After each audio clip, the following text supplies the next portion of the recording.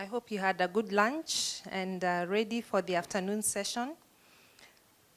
Like we have been saying since this morning, is that we would like to be very practical, look at even more than just the challenges, but the practical ways in which you can engage with us, the practical ways in which you can learn from each other, and help you to understand what the Education Collaborative is all about. So we mentioned earlier that we operationalize the work of the Education Collab through the regional hubs, and East Africa being the first one. What we did was make sure that we have a blueprint on which we are able to roll out our work, on which we are able to map out our work. And the way we work is that we have member institutions. We have engaged with over 20 institutions, but we have about 8 member institutions. You may have seen them earlier. So we have, for example, in Uganda, we have Cavendish University. In Rwanda, we have Kepler College and Davis College. In Kenya, we have University of Embu. We have Rongo University, our hub host. We have Strathmore and Riara and USIU. So our membership or our intention is to grow. And we hope to, I think you will see the figures on the screen soon so that you can be able to see where we are going to as the Education Collab. So the way we work is that we have what we call strategic committees comprised of vice chancellors of those particular institutions. And we meet on a quarterly basis. And once a year we meet in person. So in April every year we meet in person, but every other quarter we meet online. And then on a monthly basis we have representatives from the same institutions, faculty, who also meet online. So with the support of the member institutions, working with the 2 committees, we were able to come up with our strategic plan document. And we would like to share those highlights with you this afternoon. So those are, yes, those are the figures. And what we did is that looking at the bigger picture and looking at the total number of students that we would like to impact as the Education Collab, over 1.1 million students. And you can see there that East Africa is going to impact on more than or close to half of those students, so our work is already cut out for us. And we have both public and private institutions as part of member institutions. The private may look more, but it's because generally the population of public institutions is much higher, so the representation is well balanced. So we took that bigger picture, and together we were able to articulate what we would like to have in the short term, in the medium term, and in the long term. And I do not want to go into further details for now, because I want to give my other colleagues an opportunity to share the highlights of that particular blueprint or the strategic plan. So at this moment, I would like to invite Mr. Eric Saulo, who represents Strathmore University, and Mr. David Mutabanura, who represents the Cavendish University in Uganda. So, Mr. Mutabanura, maybe we can start with you, and you can tell us more about this particular strategic document, the direction in which, as East African Hub, we would like to go, and how other member institutions can become part of it as we endeavor to grow our regional footprint. Thank you. Thank you very much, Lizzie, and good afternoon to all of you. My name is David Mutabanura, Executive Director of Cavendish University, Uganda.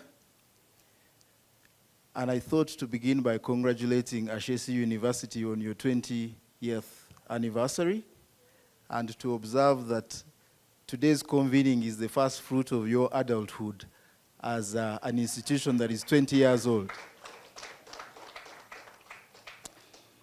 So I'll share with you what we're doing as the East African Hub but I'll try to also rope in what our own contribution or insights as Cavendish University is, so as to make it a bit more tangible for institutional leaders that are here present. And my colleague, Eric, will sort of dig deeper in some of the areas that we'll be discussing. I begin from a philosophical, ideological angle by saying that in general, I guess, one of the questions we all face in our lifetime as individuals, as companies, as units, is the question of what use am I? So you could argue the same for the East African Hub, right? You know, what are we trying to do? What's our purpose? What's our value? What is the significance of what we're trying to do? In so doing, I find myself reflecting about some of the challenges, problems, for example, in our region, in East Africa, which are also very much similar to many other areas in Africa. You know, your poverty, your ignorance, your disease, your governance and ethics. And so,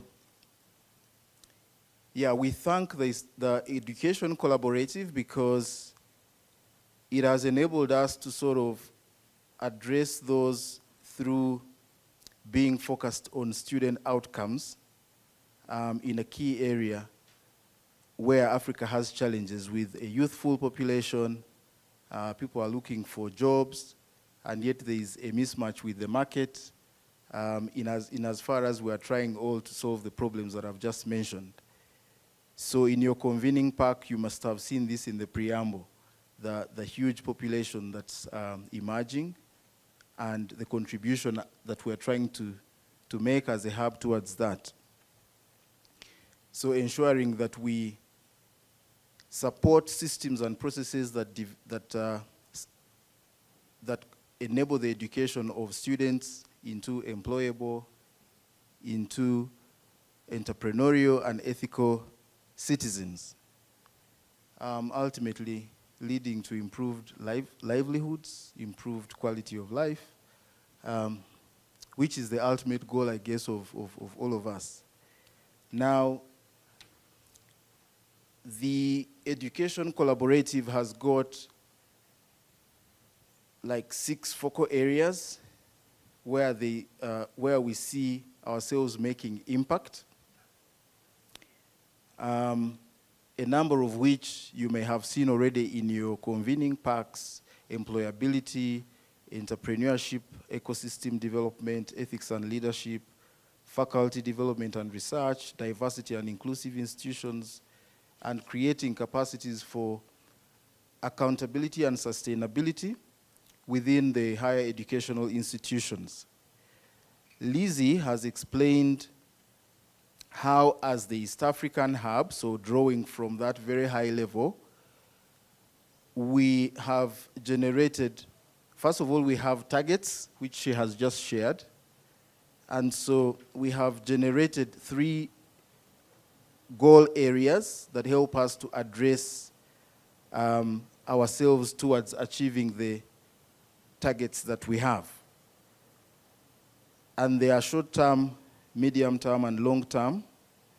You will recall that for East Africa, she indicated we have got a plan to engage 58 higher education institutions, to impact or engage 580 faculty and staff, to involve 58 higher education institution leaders or affiliates, and just over 450,000 students.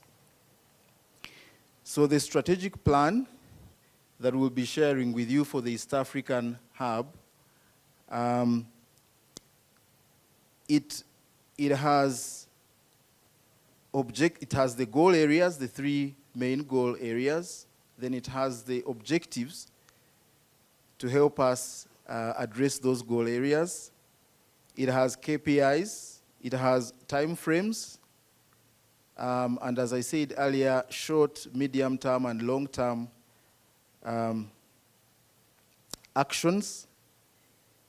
people who are responsible for those actions, and even a visualization of the budget, which I guess we have not yet come to, because this is a tool that is still very much alive. And part of the conversation this afternoon, we would like for you to be able to sort of tease to us, as we tease to you, the ideas that we have so far put together.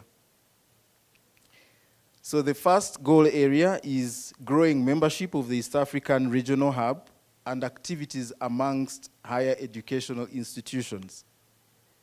For example, opening up engagement with a number of institutions in line with our targets, organizing hub convenings such as this inaugural one that we have had, then having members that are more committed towards the things that we are trying to do. And I thought that I should perhaps share with you some of our own experiences as Cavendish University Uganda in some of those aspects. We've been participating in these engagements, starting with the annual convening in 2021, and then this year, and now the East African Hub. And we have a very able team that includes our Vice Chancellor, our Deputy Vice Chancellor, our Careers and Employability Officer, etc. We even have a student that is an innovator that I'm sure you'll listen to at some point.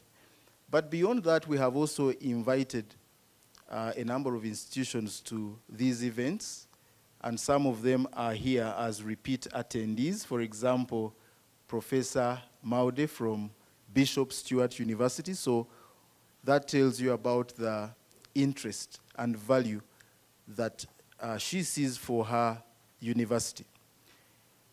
We are very glad that on this occasion we also have Makerere University attending. So surprise, surprise, my lecturer for, I think it was mechanics at Makerere University, Dr. Chigozi, is here. You can stand up.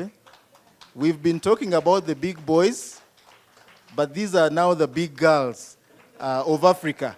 They've just celebrated 100 years last week of existence. So it's a pleasure for you to see that you're participating in this young initiative, and yet you're so old as an institution. Yeah, so, but we have many other universities. I think we've invited and involved over 6 universities in Uganda. And the idea is to sort of get all of us thinking about student-centered practices that enable transformational education in ethics, in employability, and in entrepreneurship. The other goal area is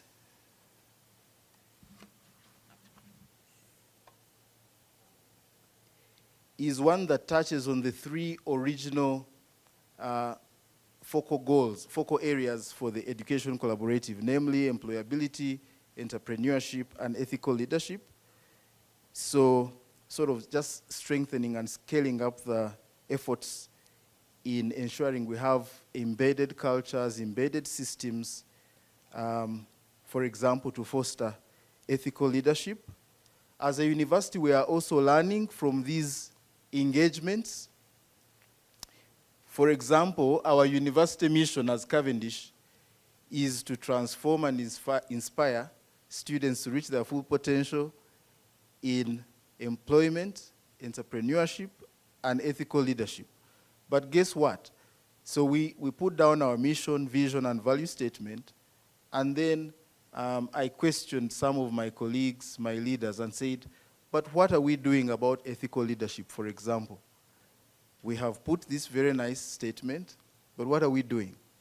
Thanks to the collaborative, we've been able to listen to some of the good practices at institutions like Kepler, like Ashesi, like Riara, like Strathmore, like Rongo University, like Embu University, and began, for example, to consider establishing a department of community engagement because we know that it will enable our students to develop ethics and leadership. If you think about the teamwork that is involved, the communication, the accountability, the opportunity for internship that all of that entails. We've heard of an honor system, for example, that is well functioning at HEIs University, and all those are things that tickle us into action. This year, for the first time at our graduation, we asked all of our students to take a pledge or oath of ethical leadership upon graduation, right on the graduation day. And we had a number of invited guests. I was interested because one of these people, that was his main takeaway. He happens to be in the same Rotary group as I, and he said, you know, that is unique, yeah? To get students to take an oath of ethical leadership, and they recite it, and they feel, you know, challenged and committed towards it. That was new, but it is thanks to the conversations we've come across here in the collaborative. So I won't sort of dig so much deeper, but for example, in employability, we want to build and scale up employability ecosystems. In entrepreneurship, to deepen collaborations that create and sustain entrepreneurial ecosystems in Africa, or in East Africa's higher education institutions. At our university, we have this thing where we teach for some time, and then we also let the students teach themselves. In that way, you know, that is additional. Basically, that's additional for them to develop employability skills, to develop entrepreneurial skills, by, for example, working on case studies by themselves, challenging one another, doing role plays, practical things that could help them in those aspects. Some of the things that we are doing, for example, are setting up an innovation hub, and these are things that we had some idea about, but then we found that there were more mature entities like Strathmore that made a presentation where we got a lot of ideas that, believe me, you would never find in another environment where people are looking at each other like competitors. So here in the collaborative, in the education collaborative, we see each other as, you know, mutually benefiting and ultimately impacting our students. Then goal area 3 has got cross-cutting activities like enhancing the capacities of higher educational institutions to run transformational student-centered programs, including the development of the faculty, developing monitoring and evaluation frameworks, communicating the evidence of transformation in these institutions, harmonizing positions with regulatory and policy frameworks, you know, having continuous ongoing engagement to support many more institutions. From our experience as Cavendish, we recently had a diagnostic exercise with the International Finance Corporation, the IFC of the World Bank. And it was interesting to find many of the things they were testing are very much the things we're always discussing in the education collaborative. Thankfully, we had ideas about many of them. Thankfully, for a number of them, we had already put them into practice, even though you can be sure there will be many gaps that will be identified. But I thought sort of to share with you that, to also say that, for example, we have now set up a careers and employability office. We have weekly reports. Yeah, all these are little things from our perspective that help us to impact students very positively. Going back to the initial question of what value am I, is our university, is what we're doing here. Thank you very much.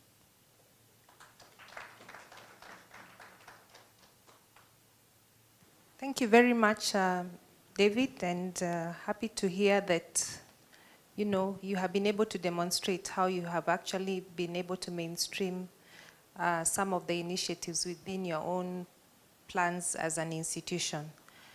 One of the things we were challenged this morning by the keynote speaker was the whole idea of only meeting, for example, during convenings, and in between not being able to achieve much as either networks or other, groups of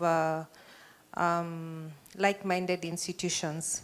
So I would like to request Eric probably to share further how, as a collaborative, because normally we will have this annual convening hopefully next year same time, and we do have the annual convening in Ghana every June. So, but in between, as member institutions, how have we been able to practically build on these collaborations and ensure that we are able to grow together and learn from each other? And what is the difference in terms of the breadth and the depth of the sort of relationships we have within the education collaborative vis-a-vis probably other bodies that are already in existence? Thank you. Thank you, Lizzie.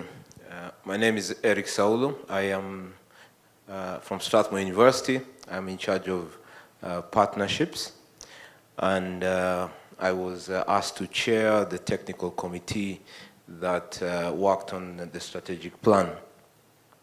As we were developing the plan, one of the goals or the ideas we had in mind is to get all the institutions that will be members of the collaborative to commit themselves to driving the agenda of the collaborative in the hub. So this is what we have tried to outline in the strategic plan, in the goals, initiatives, and objectives that we have. And the first one being membership. Through the collaborative, we identified exemplar institutions, and there the idea is to see what each institution is good at, that they could share their experience or mentor other institutions. And so in East Africa, there are 9 institutions that are exemplar institutions, and we hope that as we engage and we get to know your areas of interest and expertise and what you've done, we can increase and grow the number of exemplar institutions. And the idea is that the exemplar institutions can then mentor or lead the different initiatives that we have in the hub and in the collaborative. So that's one way we want to engage different institutions here. We want people to lead the different initiatives. And then we want to reach as many institutions as possible, and we are going to have a number of open network engagements. So apart from the convenings, we want to have workshops, regular workshops organized around our strategic areas. So we will be reaching out to different institutions to ask to lead aspects on entrepreneurship or employability, ethics and leadership, inclusivity and diversity. And the idea is to share the experiences and, where possible, mentor other institutions that will be interested in growing those areas. So workshops, regular workshops on none. We also want to strengthen the capacities of faculties in different institutions. So we are forming communities of practice where different topics will be discussed. Again, these topics are member-led, so the member institutions will propose topics for discussion, and ideally whoever proposes will be asked to take the lead on it and organize a series of whether it's a one-day workshop or half-day or online sessions, but to discuss that as communities of practice in order to transform our ideas into reality. We're also looking at peer learning and exchanges. We want to promote partnerships within the member institutions in the network, and then you identify, I want to partner with a USIU to do research with them, and we start learning and sharing experiences. On the focal areas, apart from the communities of practice, we also want to create a virtual resource hub that is sharing experiences and cases from the region. This will be the output of the research that is done by different institutions, individually or collaborative with other institutions. We do joint research, we look at our different countries and we'll write papers, and this could also be useful in our conversations with, say, the regulators or with the industry. We want to engage a lot with the industry, and so we're happy that we have some of the industry players here. And the idea is that we want to communicate our focal initiatives, our objectives, and we want to see how we can partner and engage with them. The idea for us in the collaborative is to help all our institutions to have greater employability for their graduates, and then to learn how each institution is achieving that and sharing experiences. And working with the industry will be critical in meeting that skills gap that is there, and making sure that we are ready. Then we also, in the collaborative and in the hub, we want to implement systems change frameworks amongst the focal initiatives. So at the moment we have one on employability that has been running in the collaborative, and also we want to bring it here. At the end of the day, we want to change mindset, we want to change practice, we want to become relevant, and we think that these system change frameworks are useful for that.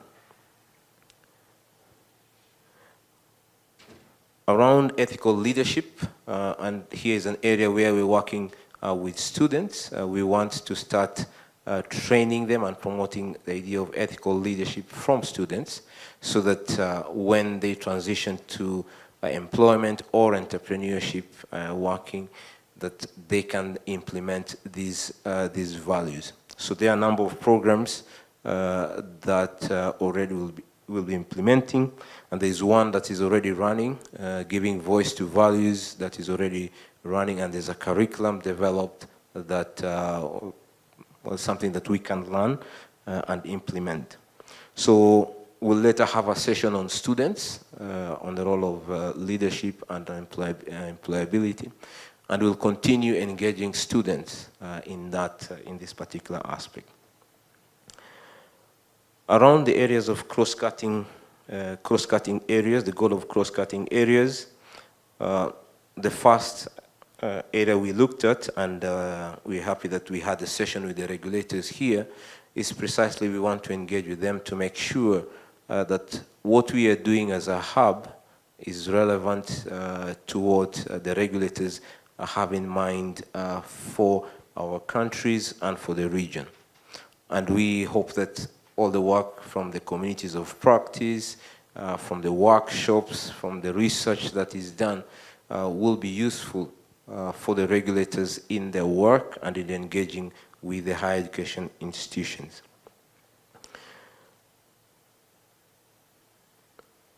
Then we also want to have conversations as a hub that will lead to creating that expertise that the industries will need. And this will run from the focal areas plus other issues that may come up in our engagement with the industry. They may want specific work done or consultancy. We hope that from the expertise in the hub, we'll be able to provide this service. So when we were developing these strategies, we had a number of KPIs, and then we have reduced them to a manageable level, about 50 of them, which will help us to track the work we are doing. But this will only be possible if, as member institutions, we are committed to driving some of these initiatives. They will cost us time, they may cost us some money, but we will learn a lot from sharing in these activities. One thing that we also hope that we'll do, we'll regularly have a forum for higher education institution leaders to be able to drive some of the conversations with the regulators, with the industry, and also to facilitate the work of the institutions in the hub. So these are just a few of ideas that we have, practical ways of working, but we also wanted to just present this and also hear in terms of feedback that you may have. Thank you.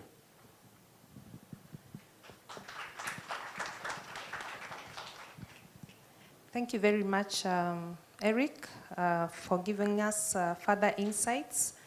And before I invite the floor, as well as other member institutions to make further input, maybe I should also mention that to be a member of the Education Collaborative is free, and one can easily become part of the open network. And there's also some materials within the convening bag that gives you further information about that.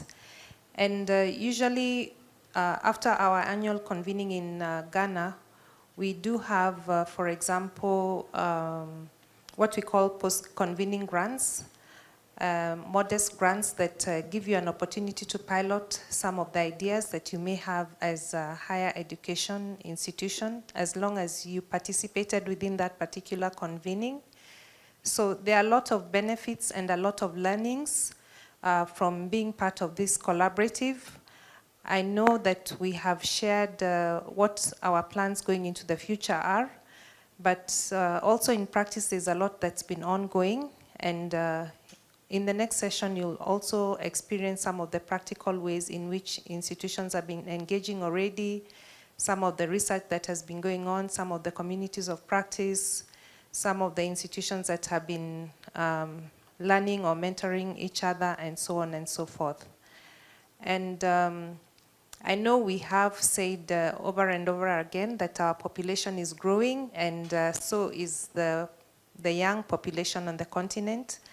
But despite that being a challenge, it's also an opportunity, because we need to grow our agricultural systems, our infrastructure, and the institutions behind pushing that human capital at the higher education institutions. So whether TVETs or universities, so we need to have these conversations so that then we can benefit from, I like what Rose called it, a demographic dividend. Yes, so with those few remarks, I will open the floor for any other further comments for now, or further input from other member institutions. Thank you. If I may, Lizzie, I wanted to recognize the presence of our regulator in Uganda, Dr. Alex Kagume, once again, because we said that part of our work in the East African Hub will involve engagement with policymakers and regulators. I know that we have got a participation in this convening of the CEO of the Stanbic Business Incubation Company, Stanbic Bank. Those of you who know Stanbic Bank, I think it's Africa's biggest bank. So somebody who is handling the business incubation activity for East Africa, he's around. Our Vice Chancellor, Professor John Francis Mugisha, is very much involved in some of that policy dialogue. He told you that he is a deputy chairperson of the Inter-University Council for East Africa, the governing board. He's also a council member of our regulator, the National Council for Higher Education. He happens to also have another hat of being the vice chair of the Uganda Vice Chancellors Forum. We see all these as opportunities to engage on some of these very sort of novel ideas in certain ways. Yeah, I thought I should mention that. Then also, because we were waiting for questions to come from the audience, I got a question today at lunch from one of the participants who said that, because I asked her a question, since the last convening, what have you done at your institution? And then she gave me an idea about what she's trying to do, and then she said it's very expensive. So I thought I should highlight or rather underline what Lizzie has just said, that there are post-convening grants that you can utilize to implement some of these seemingly costly initiatives. I guarantee you the benefits will be yours to count once you implement what we see as costly system change initiatives. I just thought to sort of bring those two aspects out for our audience. So maybe to just a little bit start up our discussion, I think that first of all, thank you, Eric, and the team for doing an amazing job of identifying this strategic plan. So when we have a strategic plan, it's very good to have all the details, all these numbers, all this, detail, who is doing what and so on. But I think it's also very good to ask ourselves, like, what are the key things we can remember without referring that document? And that is the reality, really. That stays in our hearts and minds, and that's what we do when we go back. So thinking those 5 pillars that we are focusing, I think the plan is very clear. In terms of asking people to join, it's very clear. But I think that we could maybe add, not as a planning, but in the future, as a forum, as a hub, when we discuss. For example, if we just pick employability, what drives employability? Do we have a proven case, numbers that can convince us that causal relationship? Maybe pedagogy is driving it. We are believing at Kepler that learn by doing, where students are given a lot of opportunity to do, not to be preached, but to do, and then assessed based on that doing, and that ensuring that competency is a key drivers of employment. Of course, some may say, okay, really engaging the employers in their feedback. I think how many employers you need to engage and what is convincing and so on, this can be an issue. So I think maybe we can really ask a presentation on that kind of aspect, causality connection. Similarly with entrepreneurship, there are different models, different approach. And when we ask the fundamental question, if you take 60 students with no exposure to that kind of skill building, and the other 60 students without exposure, the conversion rate is there are questions about conversion rate. How much difference you can make by training. I think we can also make a case and presentation when we meet. Is there any key learning from which institution in that aspect? And then comes ethical leadership.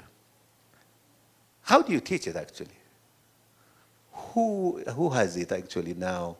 Like, one of the things that, one thing that when we start this work, a military person from Ethiopia told me, hey, you guys, we give you smart kids to train them for 6 years and 5 years. And then you bring them like something different, not ethical, but we take those who didn't join a university In 6 months training in the military, we make them the perfect citizen. What is wrong with you? So he was emphasizing actually, the real thing is really having these ethical things in place, orientation, but enforce them. And then they become a value. Maybe like what I think I admire the numbers, but if you put me in exam, even if I participate in those development, I'm not sure how many I remember without referring the documents. So something that I remember orally is what we do. I hope that will start a conversation more. Please add more on this. Thank you very much. John Francis Mujisha again. Maybe to begin with you, Lizzie. I know this is not about East Africa. You gave a general picture of the kind of targets we have for the whole of Africa. I think I didn't see North Africa. You could remind me. I saw Central Africa, East Africa, West Africa, South Africa. I don't remember seeing North Africa, but you can remind me. In other projects where we have worked with North Africa, actually I have found some countries to be very engaging. We've had projects including Morocco, including Egypt. But of course, these are projects at institutional level, at professors and senior lecturers in universities. I would imagine that they could equally be engaging within this collaborative. Then there was an issue of higher targets. And I think this is to you, David and Eric. I saw higher targets for East Africa than for other regions. I don't know what informs that, whether they are more education institutions or we have higher aspirations. It's good to be, it's a virtue to be aspirational. But the key question I have is about generally the debates about teaching and learning and what university education is meant to do. Traditionally, universities were giving education for their own sake. If you read the old books about the idea of a university by Cardinal Henry Newman, they were looking at university education as giving knowledge for its own sake, but also believing that this knowledge creates generic thinking, generic skills that can enable a person to do every job.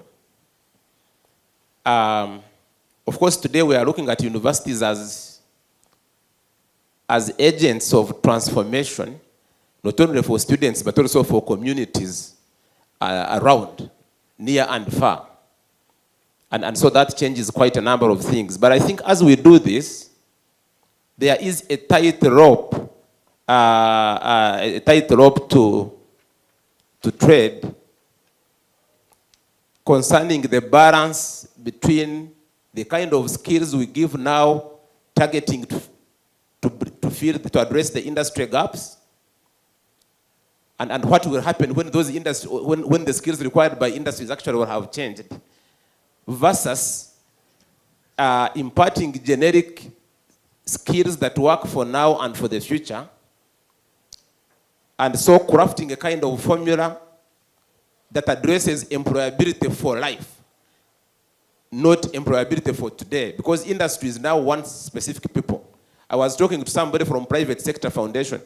Our industry is represented in the National Council for Higher Education and all sorts of different sectors. So I was saying, the skills you need now, are they the skills that you needed 4 years ago? And they said no. So if we equip people with skills for the industry today, are these skills are you going to require a new set of skills in the future? They say, and the answer was probably even in 3 years, we will probably need a different set of skills. And so what I'm talking about is that we need to look at employability in a long term, employability for today and for the future, which means that we need to work out a formula that equips students with generic competencies that can enable them to keep learning that, and then also get the skills for now, but be equipped to keep learning and get skills for the future. Be ready to change and to remain relevant for life. And that's something that I think we need to think about as an education collaborative, because I see many of the institutions rushing to look at the skills that are required now. And yet we know they are going to change probably in the 3 years to come. Thank you. Thank you, Prof. Mugisha, for those comments and that challenge. I will let Rose respond on the participation of North Africa, and then my other two colleagues to also respond to some of the other questions. And we have about 7 minutes to go, so we'll take another final round of questions. Thank you. There are North African institutions that are engaged in the education collaborative. What we do not have is a secretariat, a hub secretariat located in North Africa. So the hub secretariats are located in Sub-Saharan Africa, but there are North African institutions that are very, you're right, we learn a lot from in the collaborative. With respect to the numbers of the institutions, between West and East Africa, there's close to 1,200, 1,200 higher education institutions and universities, yes. And on the continent, it's estimated that there's about 1,600, 1,600. And between these two regions, there's, almost 1,200, 1,100. So that really is what drove the estimations of the institutions. That's why East Africa and West Africa has the highest, the highest student targets and university numbers. Yeah, thank you. When you're thinking of the big universities like Makerere University, what is your strategy? I think of it like, for example, we would like to join, but I'm thinking of telling my principal we join as a college. If we join as a university, I'm thinking our vice chancellor may come, but he's so busy. He's the vice chancellor doing the curriculums. He's also the CEO. So by the time information gets to us, will probably take a while. So I'm thinking of, I wonder if you have it within your plan that for these big institutions, we go maybe to college level, or would it be too much? But I feel like it would be more effective for us, because like our colleges are more like the numbers in the smaller universities. I think myself working in that kind of scale university before, yeah, it's very hard. So what we are thinking is, to your point, of course the vice chancellor must be, excited, at least as information, and acknowledge like this kind of outcome is exciting, and the challenge is there, and we can share our good example. I think the interest is not only sharing from others, but Makerere has a lot of great things you guys are doing. So the excitement to share that great thing that you are doing, if it is in the vice chancellor, and then it is through a college, a progressive deal, let's say, open to learn, open to try. And through that, then the partnership can continue. And then as a system, it can be established.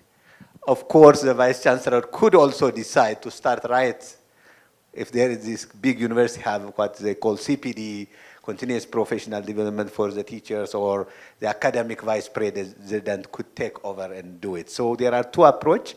One is, as you said, to the college level, but with the knowledge, that's an experimentation and so on. But the other is just use the academic vice president thing. But I think that excitement is the drive, to own it. Are you excited to share your great experience to others, to impact? And then are you also open to learn from this seemingly small institution compared to yours, but there has been so many innovative works because of their flexibility, their, so that they become like a laboratory, if we can say, to try new things, which has been demonstrated. So I will say that. Thank you very much. My comment is this, that I know strategic plans are very well-documented documents, and they contain a lot of information that is very, very important, leave alone the process of getting there. But my experience with strategic plans is that a lot of times that information just ends up being there in the strategic plan and not finding its way into the implementation and especially achieving what each pillar is supposed to deliver or to achieve. And I had an experience in my university where we've had these strategic plans for quite a while. And I realized that people did not understand, the staff did not understand even what is the strategic plan, despite the fact that they are the ones who participate in the formulation of the strategies and coming up with the strategic plan document. So what did I do? I set up meetings, review meetings, and monitoring and evaluation meetings, basically on a monthly basis, to review each pillar, what has taken place, what has been done, and so on and so forth. Then staff started saying that, look, now we understand our strategic plan. Initially, I didn't know what was in this pillar. I know generally it was talking about this theme and so on, but in terms of the nitty-gritty details and how it's supposed to impact, yeah, and the results that are supposed to come out of it, I wasn't aware. And that was very telling to me.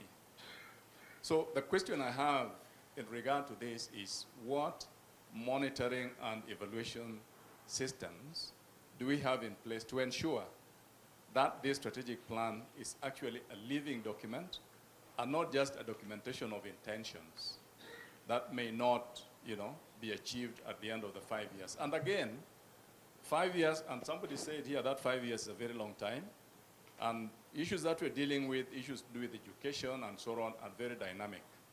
And within the first 1 or 2 years, a lot of what you put in that strategic plan has actually been overtaken by changes in the environment. So what mechanisms do you have to ensure that it is a current document, it is evaluated, it is updated, and so on and so forth? Thank you very much. Please. Thank you. In winding up, I will ask Rose to comment about the post-convening grants, and then I will give David and Eric a minute each to make their final comments. And for the big girls, there's one very last question after Rose. Yeah. Okay. Is it? Hello? Okay. So I think the question on monitoring evaluation is very, very important. It's very key to the strategic planning. So the East Africa Hub and all other hubs work is part of the larger education collaborative goals, right? So it's not separate, it's not removed by itself, right? So our monitoring and evaluation or impact measurement is developed with the broader education collaborative goals in mind, and then implemented throughout all of the different regional hubs, right? Where we are tracking student impact on student reach to students, faculty development, research outputs, engagement of regulators, policymakers. So we have a whole framework for monitoring and evaluation and impact measurement because it's a very key part of our funding and really to really check that we are hitting our goals, in the education collaborative. Also, the education collaborative is not, so one of the things we are really trying to achieve is an association, a network that is really about depth and about work. So the institutions that elect themselves voluntarily to join the education collaborative are committing to work together with everybody else to first improve their own systems, drive change through how they work, how we work as Ashesi University, identify the areas that are gaps, When you engage with many institutions around the table, certain things that you do that are not quote unquote right kind of jump out at you. Or you come to realize certain areas that you can do so much better, right? So institutions that join the network really are committing to do that and to do that constantly. And I think it shows in how we even define membership. You don't pay a membership fee to join the Education Collaborative. Instead, when you join the member consortium, you are committing to 3 things. One is that you are figuring out, what am I good at? What as an institution am I an exemplar in? It may be just in one unit of one department. It may be in research across different institutions. And when you determine that, making the commitment to share when other institutions come asking. 2 is that as an institution, you really do a self-check and ask yourself, with our strategic goals, where are the areas that we want to learn and develop this year, the midterm and the long term? And how can we get that mentorship, support, hand-holding, resource sharing from other institutions in the region to help us develop that? That's 2. And 3, how are we capturing all of this learning, models, changes, new things we are trying in a way that will be constantly accessible for others to pick up and continue to learn? Because I think one of the things we haven't done so well is capture how we do things so that in future we can pick it up and say, we used to be here, but we implemented A, B, and C, and now we are here. A key example is in 2017, when we started the Education Collaborative, certain institutions came to Ashesi University and said, we really are very interested in your ANA system.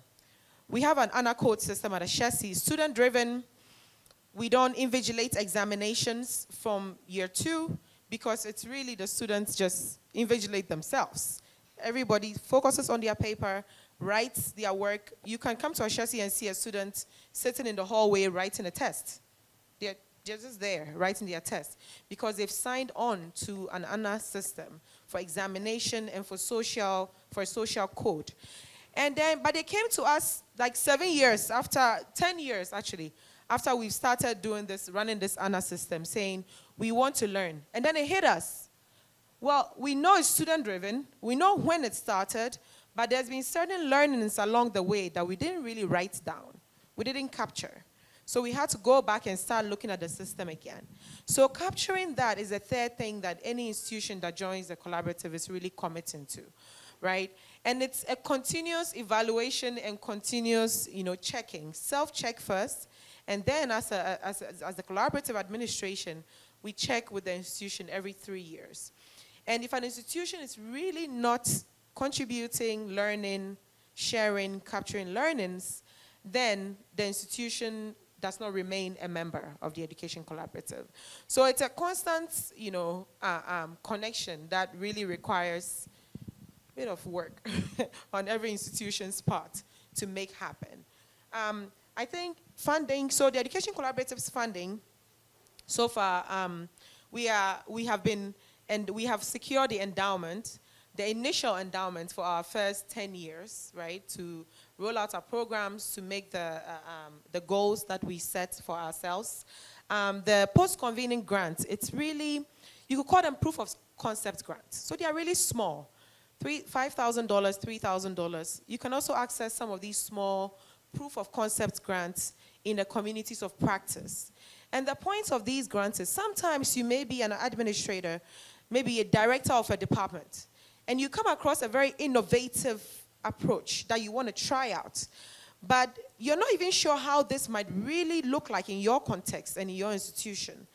You may also not be very sure how to even bring the outcomes of this particular innovation to your executive leaders. So these proof of concept innovation grants is really your opportunity to try something with the help and mentorship and coaching of other institutions in the network who may have shared how they approached it. So that's what the post-convening grants are for. And what we require for it is that institutions that have attended our convenings, picking something that was shared, a workshop, a lesson that was shared by another, and saying, this is the one I'm trying to implement, or maybe a combination of these three, and I'm going to be working in partnership with, say, another institution that was present to make it happen. So it's something that we usually roll out after all of our convenings to make happen. To the funding question. So I'll qualify what Rose said. So the Education Collaborative, we set a goal in terms of funding that we think we need for the first 10 years. And approximately half of it has been raised. And not only raised, but also endowed, right? So there's another half of it that needs to be raised over time. But we've got significant funding to keep running this for a long time. Now, in terms of the proof of concept grants, I would suggest that you also think about them as design grants, right? So let me give you an example. We started an engineering program 7 years ago. Now, that in order to start that engineering program, we needed to design it. We needed to, and design it completely, right? So curriculum, the business modeling of it, coming up with a fundraising strategy. That took time and money to do, right? And we had some funding to do that work. We convened an academic council, which was based in the US, from a lot of top engineering schools there. And we had to get faculty from all over the US to meet in a certain location to review our curriculum for us. We had to organize such meetings with industry, et cetera. And that all cost money. The transportation, the accommodation, to bring these people together to help us. We had funding for that. Now, when we had done all that design, then we had a plan which we could then go pitch to funding philanthropists and funding agencies to get this engineering program off the ground.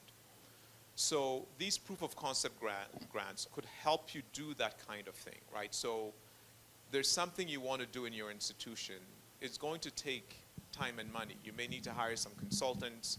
You may need to buy teaching time from a faculty member to do this. You may need to bring people from outside to help you. You can use these funds to do that work so you can have a credible plan that you present to funding agencies for more money, right? So I would urge you to think of it that way as well. And then finally, I just want to say that for us, this is the beginning of a journey. I mean, it's been 5 years that we've been doing it, but it's still a beginning. We are trying to understand ourselves. What do we need to do to really fully help all boats to rise? So in this work that we're doing, we may actually together come to a conclusion that maybe the funds that we currently are providing in the Education Collaborative that we've fundraised for is enough, or it's not enough. And if it's not enough, what is it more that would be needed to really get the transformative changes that you're trying to implement? And then that becomes a learning of the Education Collaborative, and where we can together go raise the funding to help us to do really fully what we want to do, if this is not sufficient. So it's a work in progress, but I can tell you that from our experience, getting a little bit of funding to fully flesh out an idea, and even to fully flesh out figuring out how much money you need to do to implement that idea, is often a very important, necessary first step to get to where you want to go. And second, it also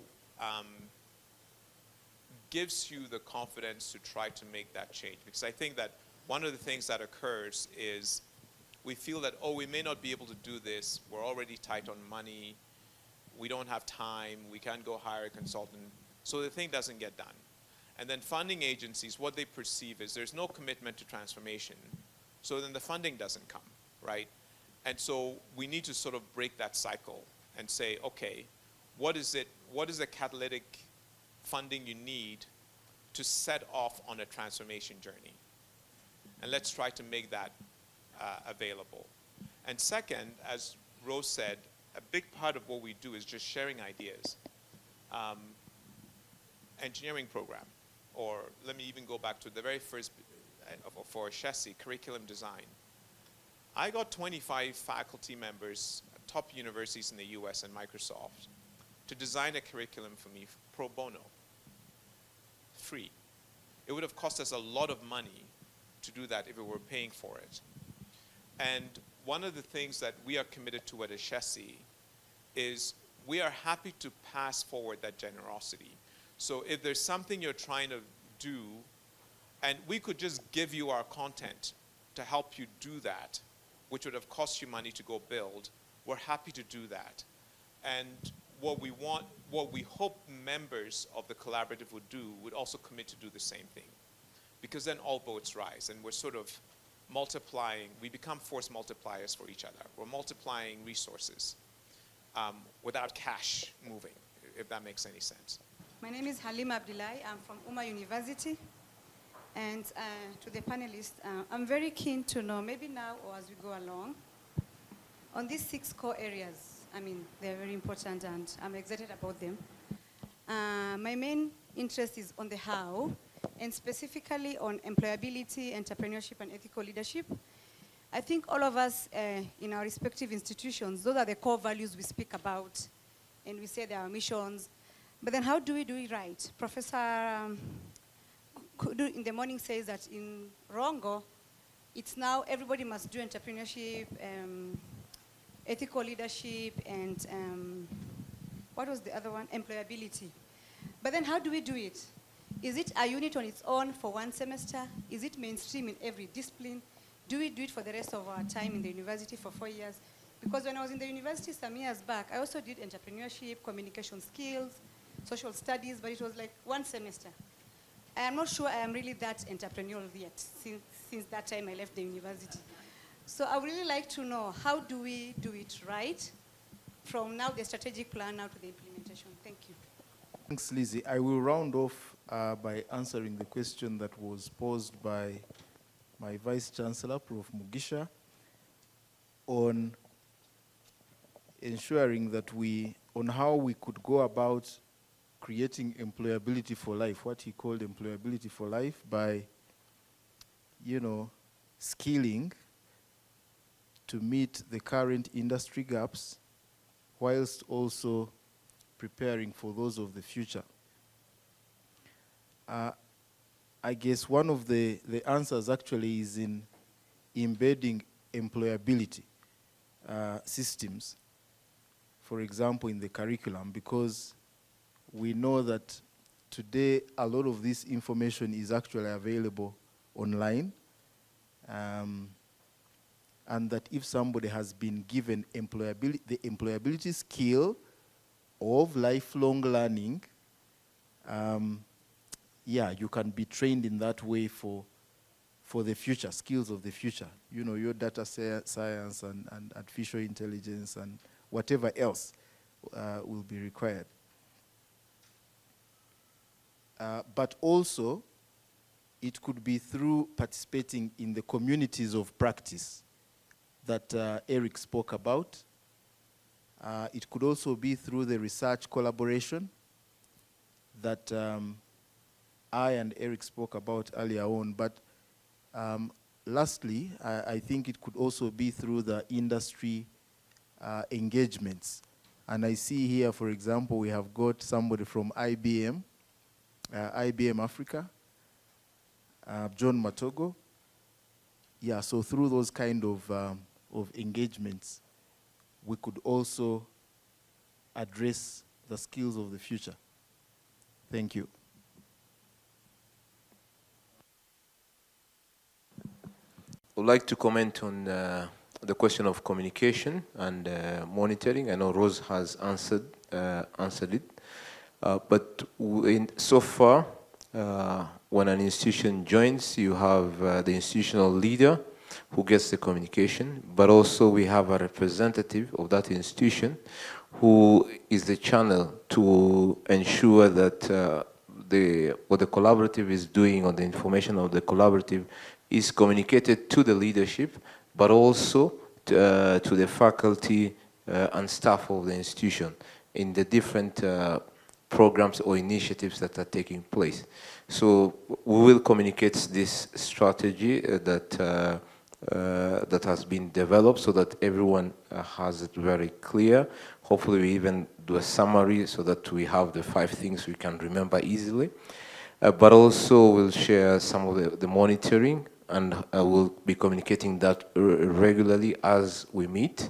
As Lizzie said, there's a strategic meeting for the leaders that's taking place quarterly, but then also for the representatives of those institutions that so far we've been meeting monthly to communicate the activities of the hub. Hopefully also that point we'll be communicating what we have been doing around the different initiatives in the short term, which is a year, mid-term, and the long term. So we hope to communicate that clearly going forward. Thank you. You asked a question that related to getting all of these nice ideas operational in our institutions: employability, entrepreneurship, ethical leadership, for example, the good sound bites. I would say it is in participating in the collaboration, the education collaborative, and in there you will find things like the system change program that helps you to have system-wide improvements or development of some of these these areas that you identified. I don't know whether, Liz, you want to add to that, or Eric. Thank you very much. Please join me in giving our discussants a round of applause.